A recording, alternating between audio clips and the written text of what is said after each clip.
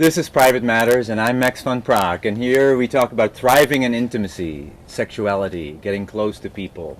My guest today is a sex educator, a radio host, and an activist, a very beautiful and feisty woman, Monika Thomas. Hi. Thanks for having me on the show, Matt. Welcome, Monika. So great to be here. Wow, what a perfect day. And I have been on your show, Sexploration with Monika, your radio show, and now you're here on Private Matters. Yeah. So the tables are turned. I know, you're going to find all about my deep, dark secrets. You have a mission similar to mine to get people to open up about sex and raise awareness. Totally. And how long have you been doing this? I've been doing Sexploration with Monika for 5 years, and I've been teaching rape and domestic violence awareness and prevention classes at City College and in high schools for 4 years. And I've been learning about sexuality perhaps for the last 10. That's when I decided that I wanted to do the show. It was right after I read The Ethical Slut by Dossie Easton and a book about sacred sexuality. And it just really made me realize all the possibilities. And then I just thought, well, what do I want to share with the world? Well, opening up communication around sex and sharing other people's work, other people's stories. Yes, communication. Exactly. Yes. Exactly. So, yeah. And you have a show.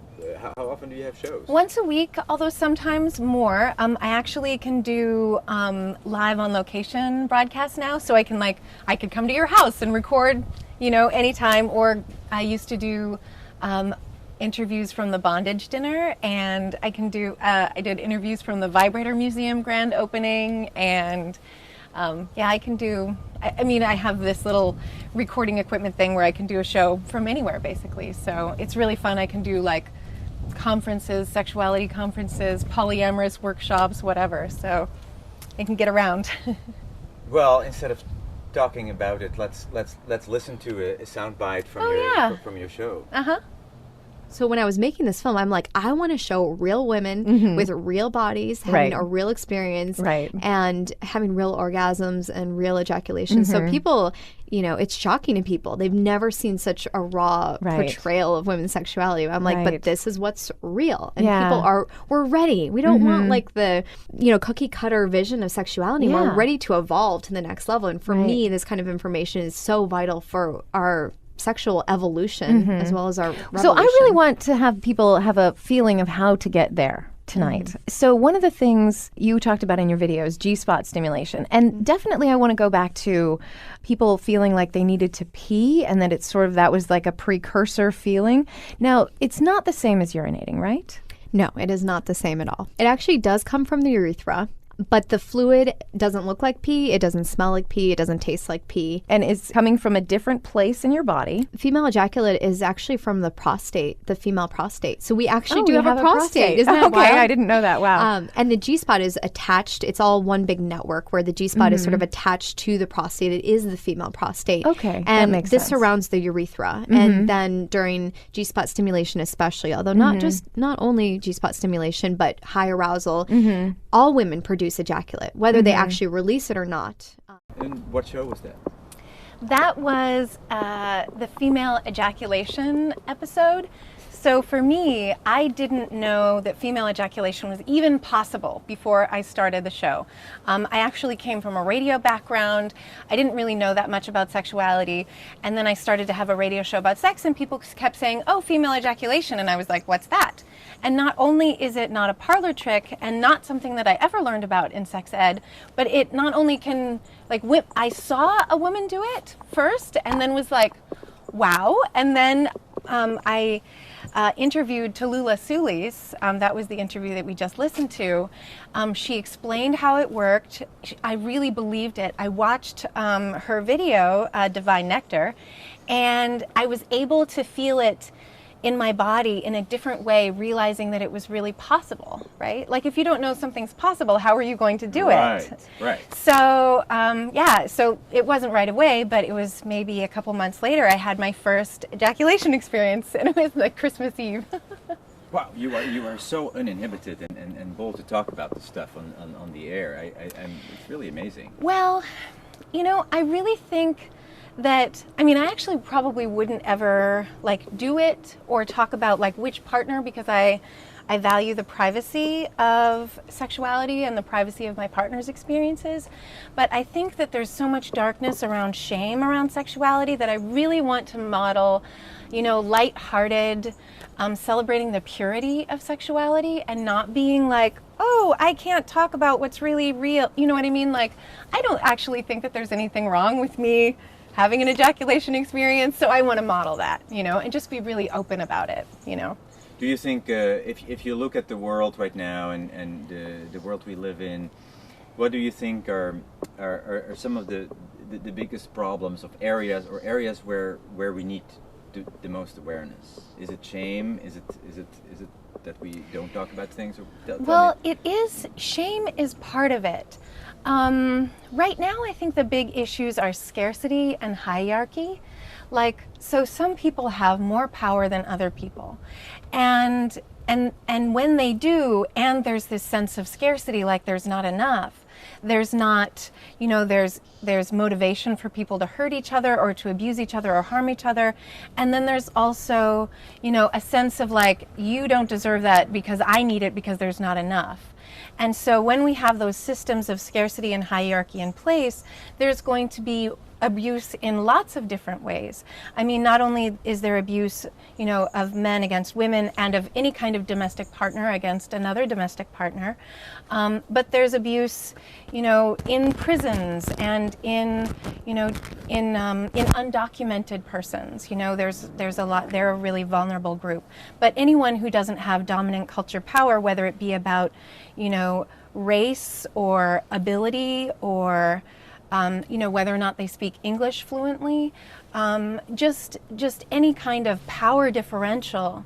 If we're not feeling abundant and we don't know how to have healthy relationships and take care of ourselves and set healthy boundaries for ourselves in terms of what kind of treatment we'll expect, and we're not empowered to do that, then there's always going to be a way that someone can abuse you if you can't make a healthy boundary and then create a healthy relationship.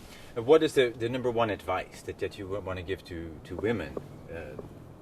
To women and to men, and right? To men, but yes. Anyone, right? It's all about what do you really want, and what kind of treatment do you want? What will you put up with also? In terms of communicating your needs and your desires, that's really important. And then really communicating, if you have, if something doesn't feel right to you, really communicating that. And then making a healthy boundary, when this happens, I feel this, and so in the future, this is what I'm going to do when this happens. You know what I mean? Just really being clear about, what you want in a relationship. Yes. Even if it's at work, but also if it's, in the bedroom, Anywhere. When you put your finger in my ear, it makes me feel gross. And so the next time you do that, I'm going to put my clothes on, right? Whatever it is. I did a show with a woman in Holland about virgins that are over 30 years old. This woman works only with virgins who are over 30 years old, and people in their 40s, 50s who've never had sex. And somebody commented on the show and said, why is that a problem, being a virgin? Why? It's not a problem unless it's a problem. It's not a disease. Right. It's just a choice. It's a choice, or it's people who don't show themselves, stay home, don't go out. Have you had any show on this? Or I haven't actually done a show on it, but I did have an experience where I learned that the man that I was dating, who was 28, was a virgin. And it was so exciting because it was a chance for me to kind of re-experience my virginity from a place of empowerment. And so I got to offer him the choice that he had to decide with his clothes on. But if he because we had been dating for some time and I really liked him, and I ended up falling in love with him before this happened.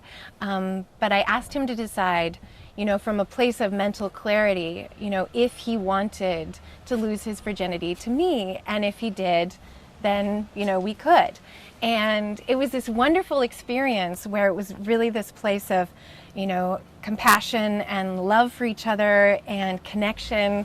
And we ended up having a great experience. He called me on the phone and said, yes, I choose you. And then later on, we're like just watching a movie and we had completely forgotten. And I was like, oh my God, do you know what we could be doing right now? And it was wonderful. It wasn't awkward. It was amazingly passionate. In fact, I had an orgasm in the first 30 seconds, which is not usual for me. It was really wow. So you are amazing. You are the first. I was his first, and yeah. And usually I'm not super like orgasmic, but this moment was just so that it was really it was incredible. It was a neat experience for me too, because you know he got to have this really positive, you know, empowered experience. You know, it was really healing for me too, because when I lost my virginity, I mean, it was a good experience, but it wasn't from a place of like consciousness. You know, I was 16, so wow. It was really fun. Yeah. 28 is a lot older. Yeah, you can think about things a little bit longer, be like, is this what I want? Is this the person that I want to lose my virginity with? Right? Like, that's an important question that, you know, many parents aren't, you know, suggesting that their child ask themselves. Like, what kind of person, what kind of situation, you know what I mean? Yeah. And I think it's, you know, that's a moment that you're going to remember. I mean, not that it's, if you accidentally or on purpose, you know, throw it away and whatever, do something like, I don't know, like after a movie or something, you know, without really thinking about it. But I mean, not to regret it, but you know, if you can come from a place of empowerment and choice, like that's always going to be a stronger position. That's what it's all about. Right. Yeah. Monika, you asked the question like, what is intimacy? And well, my mind went first to, you know, into me, you see. Yes, it's about getting close to people. You mentioned it's about being present. Mm-hmm. Yeah, it's interesting. As I've been interviewing people over the last 5 years, whether or not they are intimacy experts or they're dominatrixes or bondage riggers or tantra teachers, or they specialize in, you know, helping couples like relationship coaches and that sort of thing, or even a woman who's a doctor and specializes in chronic pelvic pain and helping women with pelvic massage, you know, relieve their chronic pelvic pain.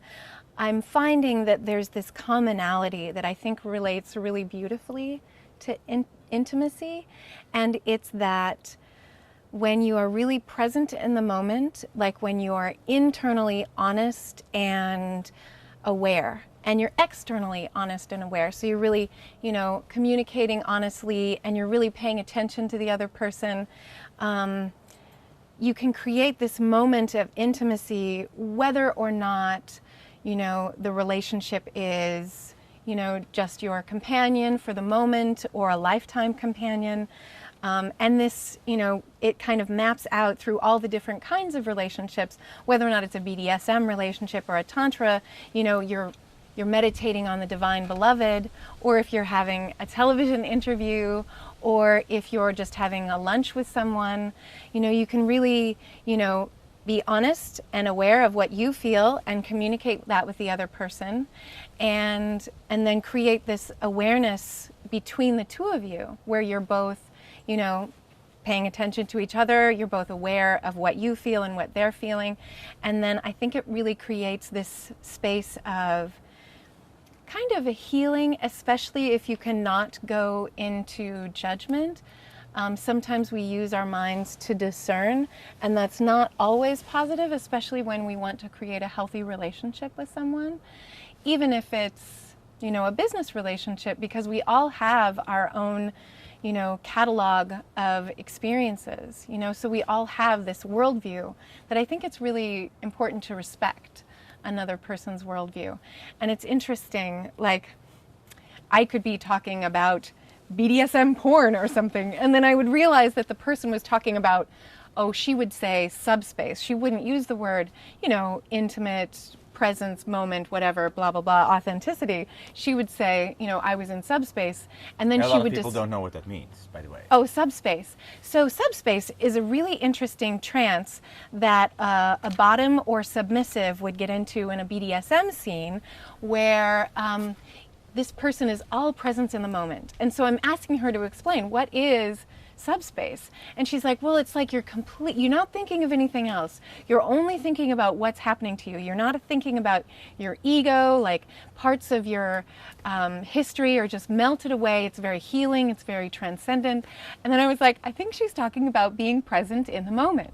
And then with any good BDSM negotiation, you really have to think about, like, what do I want? And what do I, and communicate. I'm willing to do this. I'm not willing to do this in a scene. You know what I mean? You have to know what you want, and you have to feel into the Right. other. Yeah, internally honest and aware, and externally honest and Yes. aware, right? Yes. And so it's interesting, like, and so there's these people who are like meditating with their divine beloved and, beating each other with whips and chains, and they're still having this experience of internal and Closeness external, and right? intimacy. Yes. And, transcendence that's about being present. It's really exciting. I just love listening to you. You're so sparky and fun, and for a young woman to talk about this stuff in public, I really think it is. It takes a lot of juice and courage and determination for you to do what you're doing. I really admire you. Thank you. Yeah. No, I love that you're also creating this journey on television, learning about people's different kinds of work, and then also, making an emphasis on intimacy. And I think that's what our world needs more of, I want people to know what choices are available so people can make new choices. People are often stuck. Like, for example, what do you say to a couple that has lost passion, or they're bored? Yeah. They're bored with each other. Should they split up? Should they not split up? Well, they should definitely make their own choices. I mean, I think that sometimes if that's the last option, like splitting up isn't the end of the world. There is a lot of love in the world. But the thing is like, I think there's so much history in a relationship that as long as that relationship isn't abusive, that, I think that there's a way that you can really respect the relationship and still, like, find juice and variety. You may need to go on a vacation or read a bunch of books or completely change the way you do things, but it's about, breaking out of your habits and thinking, really, what do I want, right? What do you want? And really being honest about it and really communicating. And, if there's something that feels weird and you feel like, oh, this feels really awful if I'm about to reveal that, just try it, and especially with your loved one, take the risk and blurt it out, I feel awkward when you stick your finger in my navel. I'm bored with you right now. I think I should go out and find somebody else. Right. And that might make me pounce on you, and that would be interesting, right? That would create movement in the relationship. I think you should advertise yourself as the bad girl advisor, or you'd be good at giving bad girl advice. There's a guy in Los Angeles, Steve. I forgot his name. Steve something. He would be good for your show too. Yeah. And he is known for the bad boy advice. He gives bad boy advice. Yeah. I'm definitely into using my bad powers for good. Do you know what I mean? Yes. Like, certainly it's transgressing dominant culture norms to be open and honest about sex, and also I don't privilege pair bonded monogamy as much as the culture does. I think it's wonderful to have a history with someone because it's so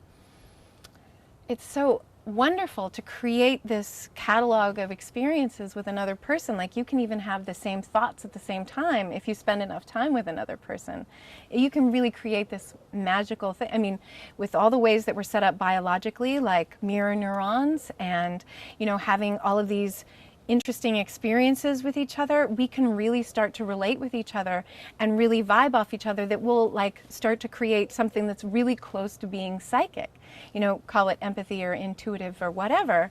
But I really think that once you develop a long-term relationship with someone that's, healthy, and you're being real who you are, and you're being aware of who the other person really is, like, you can create a really beautiful relationship and moment that can move you through. You can't just say, yes, I do at the beginning of some long time ago, and expect that to carry you into the future. You have to choose again and again and be who you really are, to create a long-lasting relationship. And unfortunately, that's not how relationships are working right now in our culture. There's also something has to be said about commitment. Somebody said, whenever you're not committed, it's in decline. Right. So if you're not committed, then it's probably deteriorating. Right. We have to. And you have to commit again and again, right? Yes. You have to renew your commitment. You can't just be like, well, I committed, whatever. I'm sure she still knows who I really am.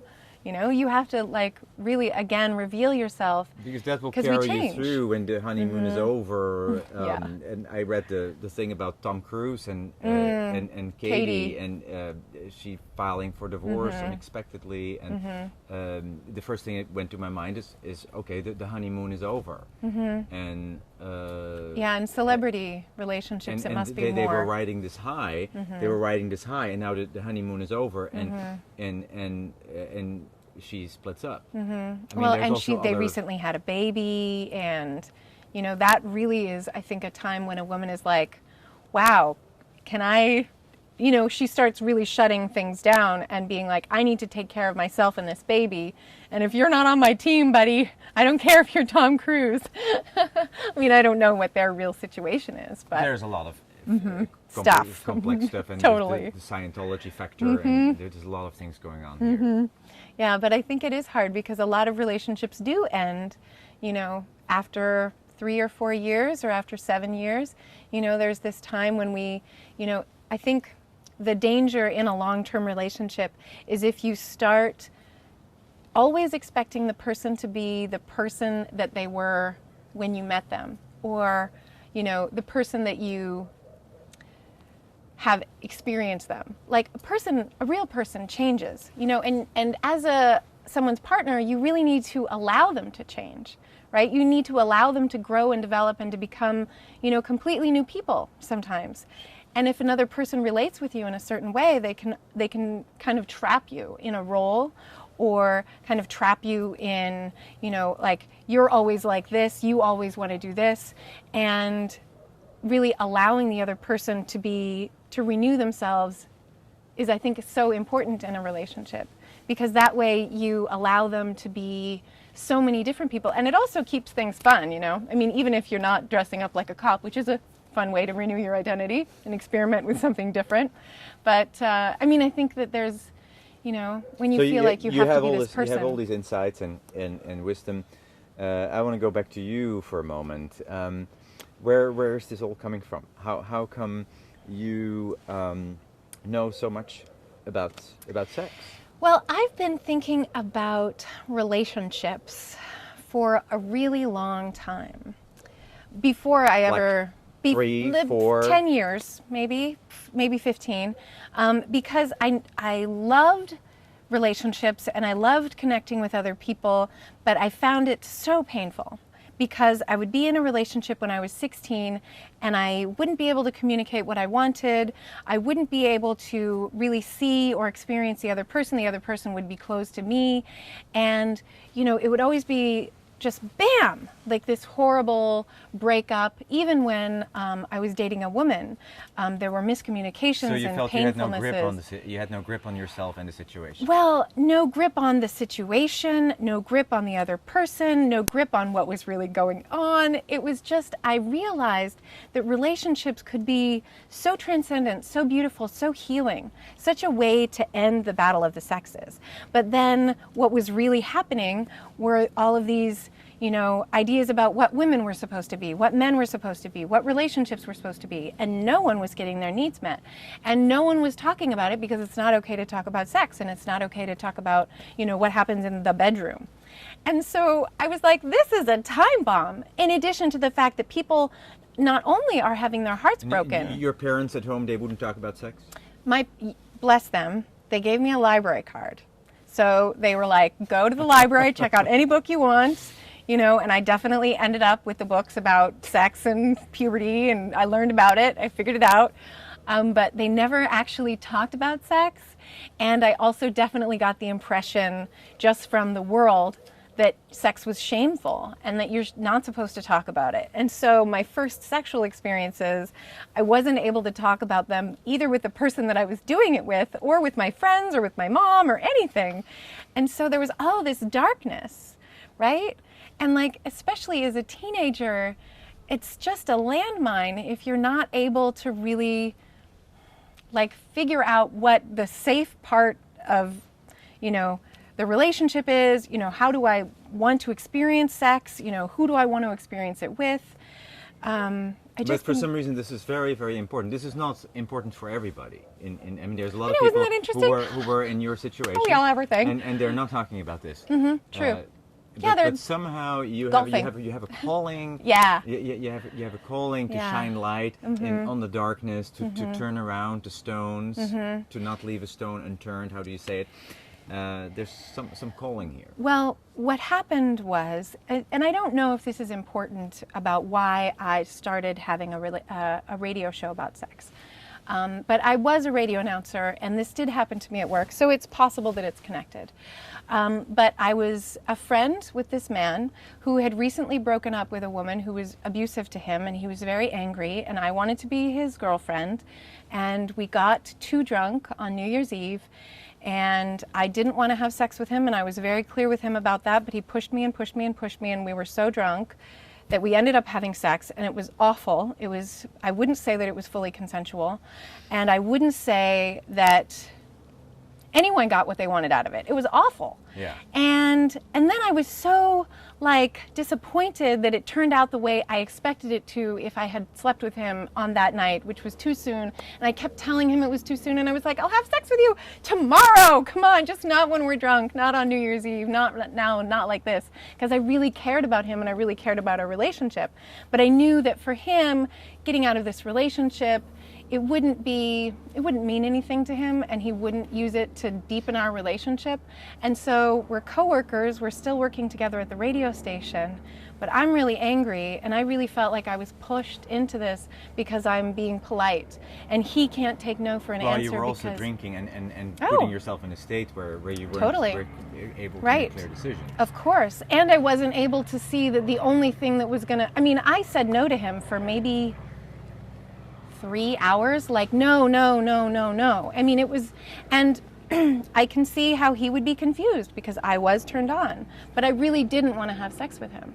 And so, because I knew that it wouldn't lead to a relationship, which is what I really wanted.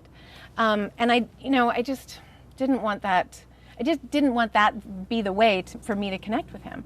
And then I saw the way that our experiences as being a man and what's expected from us, and our experiences being a woman and what's expected to us, led us to be into this situation where, you know, I wanted something and he wanted something else, and he had this to prove and I had this to prove, and how that set us up for having this incredible, like, painful relationship that, like, destroyed our friendship. I mean, you know, absolutely, I was angry with him for 6 months. In fact, you took it all out on him. No. It was I took it out on my vagina. Actually, I tried to have sex with someone else like 6 months later, and my vagina was closed. There was nothing. We tried. We wanted to. We were like, nothing happened. It was really weird. So I feel like there's this way that this experience like showed me how. There's a really interesting book called The Culture of Rape, and it kind of shows you like how we are conditioned to think about sex, and we're conditioned, I mean, you know, a lot of people think that rape is caused by uncontrollable sex drives, but actually sex drives aren't uncontrollable. Like when you're turned on and let's say, you know, you're making out in a car and a police officer taps on the window, what are you going to do? Are you going to be like, excuse me, officer, hang on, I'm turned on, I have to finish this? No, you're going to roll down your window, put your clothes back on, give them your license and registration. So there's always a moment where we can control ourselves. It's just sometimes that we, you know, choose not to because of this power imbalance. Sure. You know? Sure. And so... And there's a whole other spiritual aspect that we don't need to get into, where if you focus on something, you attract it whether you want it or not. Right. So there's all kind of factors to that, but thank you for sharing that. And how does that have to do with your show? Or You know, it has to do with my show because it showed me that the way that we are learning about interacting with each other with gender is it's part of the problem. Like if I were to be able to be honest about what I really wanted with him, and I were feeling more empowered about like saying, you know, what was going on, then I wouldn't have been so polite in my nose, and he would have understood that I really, really, really, really didn't want to have sex with him, and then I wouldn't have had to be angry for 6 months, right? so your battle about this was fuel for creating the show. Totally, Yeah. and it made me see how the culture works. That's Yes. giving us this information, that's perpetuating this problem. That's not just with me. Right. That's with every young woman, or you know, every young person. You know, like guys don't want to take no for an answer. They think aggressiveness is a value. You know, and they don't understand that sometimes no really does mean no. And they think that, you know, sometimes a woman will say yes when she means no, just to, you know, be like a good girl. You know, but how do you know whether or not it's rape or whether or not she means yes, unless you stop and be like, do you mean yes or no? Yeah. You know, and like really clarify. And so that's why I think it's so important to, that's what that communication and that authenticity and that connection is all about. Like really being aware Yeah. of what's happening for your partner, and, you know, being willing to not be in scarcity. Like if I don't have sex with this woman right now, I'm not going to be cool. I'm not going to get sex ever again. Like just being like, well, there's plenty of sex in the world. Just stop and be like, hey, is this really what you want? You know? We can continue for a long time Yeah. talking about sex, you and I. But the episode is coming to an end, and I want to tell people how they can see you, how they can see your show. Tell the viewers how they can see the show. Well, the best way is sexplorationwithmonika.com, and I'm also on iTunes, TuneIn Radio, xltracks.com, and the Sex Talk Radio Network. Also on an Alaskan radio station, 106.1 FM in Anchorage. So on all those stations, you can see Monika, and you can hear Monika. You can't see her. You can see her here on Private Matters, but you can't see her on her own show. You can listen to her show. She brings in very, very fascinating people who talk about sex from every angle. And we'll be back, Private Matters, next time with another guest and another topic. Keep watching our show about thriving in intimacy. This was Private Matters, and I'm Max van Praag. We'll see you next time.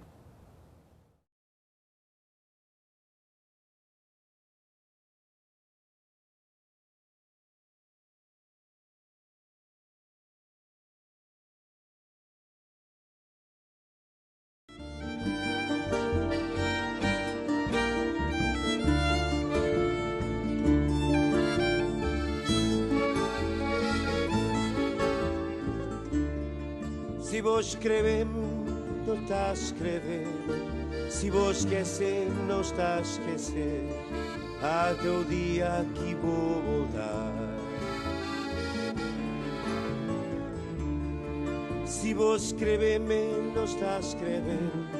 Se vos esquecem, não está a esquecer. Até o dia que vou voltar.